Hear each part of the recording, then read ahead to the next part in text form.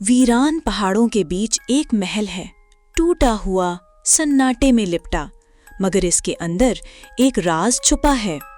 ایک نوجوان خوبصورت پری لائبہ سبز لباس میں ہاتھ میں پرانی جادوئی کتاب لیے محل کی طرف آتی ہے۔ کتاب پر لکھا ہے، سونے کی آنکھوں میں مت جھانکنا، جو ایک بار دیکھ لے روشنی بھول جاتا ہے۔ محل کے اندر ایک ٹوٹا ہوا آئینہ ہے اور اس کے بیچ ایک چمکتی ہوئی کرن، جیسے کوئی دیکھ رہا ہو۔ لائبہ آہستہ آہستہ اس آئینے کے قریب جاتی ہے۔ اس کے پروں کی روشنی مدھم ہو رہی ہے۔ وہ جیسے ہی جھانکتی ہے، ایک پری نظر آتی ہے، سفید لباس میں، بالکل ساکت، مگر آنکھیں وہ سونے کی تھی۔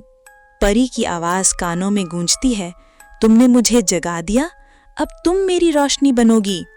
زمین کانپتی ہے، محل کے دروازے خود بخود کھلنے لگتے ہیں اور دھند میں سائے رینگنے لگتے ہیں۔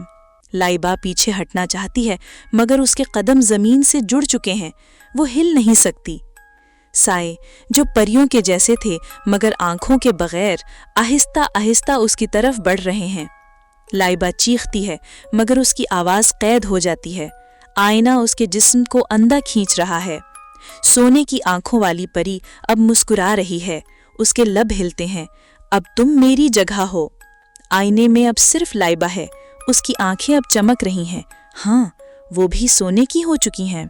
محل خاموش ہو جاتا ہے، صرف آئینہ جھلملا رہا ہے، جیسے کوئی نئی کہانی لکھنے والی ہو، اور دروازے پر ایک نئی پری آ چکی ہے، معصوم، بے خبر، کیا تم بھی دیکھو گے؟